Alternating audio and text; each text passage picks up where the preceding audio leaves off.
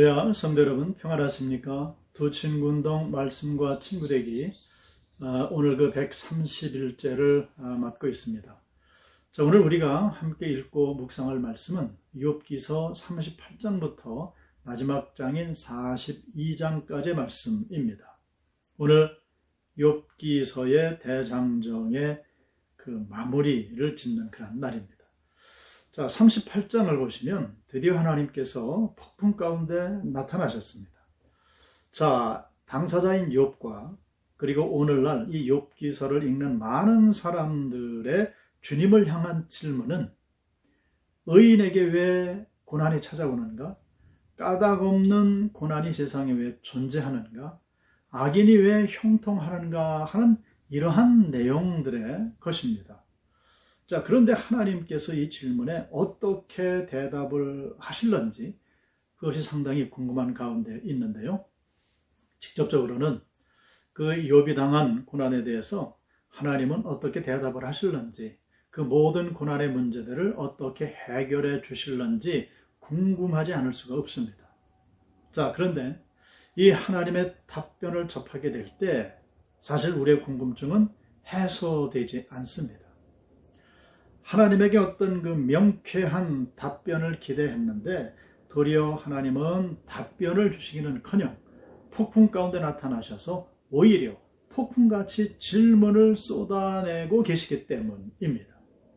그런데 정작 욥은 하나님의 폭풍 같은 질문 공세를 받고 해답을 찾은 듯이 보이더라는 겁니다. 이게 어떻게 된 일일까요? 사실 극심한 고난 가운데서의 욥의 울부짖음의 목적이 무엇이었는가, 이것을 놓치면 우리는 이 욥기서 말씀을 이해할 수가 없습니다. 자, 욥기서 내내 계속적으로 욥이 바랬던 것이 무엇이었습니까? 그것은 바로 하나님과의 대면이었습니다. 자, 욥에게는 까닭 모를 고난 당함에 대한 대답보다 더 중요한 일은 하나님과의 대면, 어떤 음성이든지 하나님의 음성을 듣는 것이었습니다.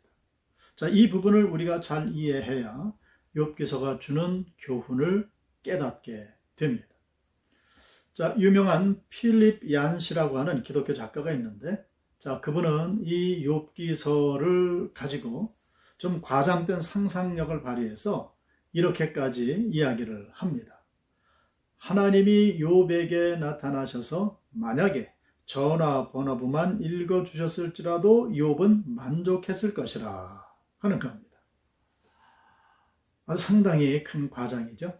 자, 하나님께서 욥의 기도의 내용에 대해서 응답하시기보다는 하나님을 만났다는 사실 자체만으로도 욥은 해결함을 받았다라는 것을 이 필립 얀시는 이렇게 과장해서 표현을 해놓은 것입니다. 그토록 하나님을 간절히 찾던 욥은 하나님의 폭풍 같은 질문에 다음과 같이 답변을 합니다. 아주 유명한 구절이죠. 욥기서 42장 5절입니다. 내가 주께 대하여 귀로 듣기만 하였사오나 이제는 눈으로 주를 배움나이다. 아멘. 이 구절이 전체 욥기서의 주제 구절입니다. 우리는 하나님을 향해 왜? 라는 질문을 많이 합니다. 왜 나에게 이런 일이 있는가? 왜 우리 가정에 이러한 일이 벌어지는가? 왜 세상에 저런 일들이 일어나는가? 하지만 하나님께서는 욥기서 38장 2절에 이렇게 말씀을 하십니다.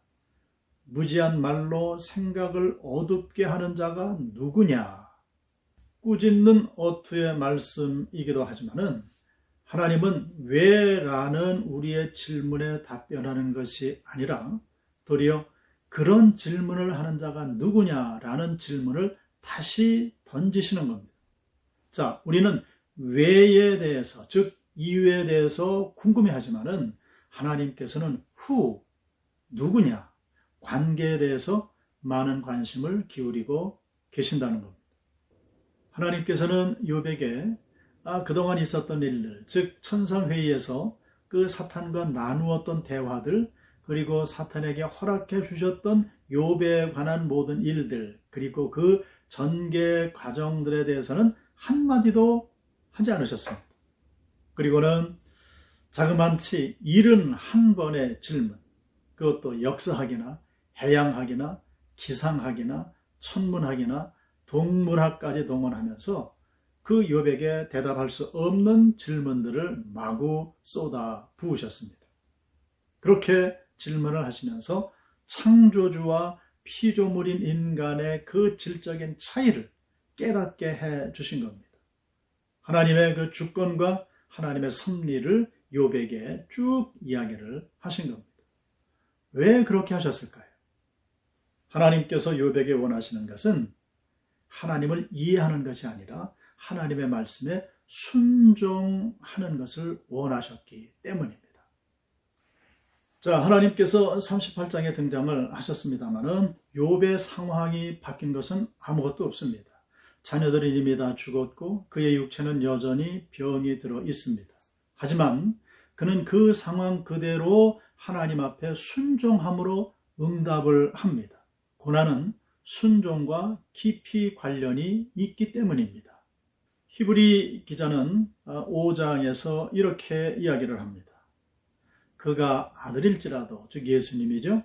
그가 아들일지라도 고난으로 순종을 배우셨다 했습니다. 고난으로 순종을 배우시는 겁니다. 성도 여러분, 우리의 삶이 어디로 방향 잡아 갈 것인지 우리가 다 알고 그 길을 가는 것은 믿음의 삶이 아닙니다. 그래서 믿음은 모험인 것입니다. 아브라함에게 고향을 떠나라는 모험으로의 하나님의 초청이 있었고요. 베드로에게는 주님께서 풍랑이는 바다로 발걸음을 내디디라 하는 모험으로의 초청이 있었습니다.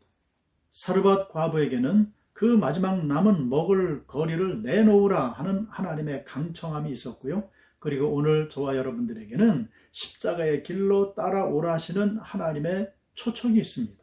이 모든 것은 모험으로의 초청입니다.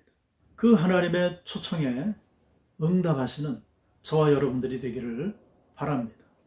그래서 순종의 위대한 걸음을 걸으시는 참으로 복된 주님의 백성들이 모두 되시기를 주님의 이름으로 축원합니다.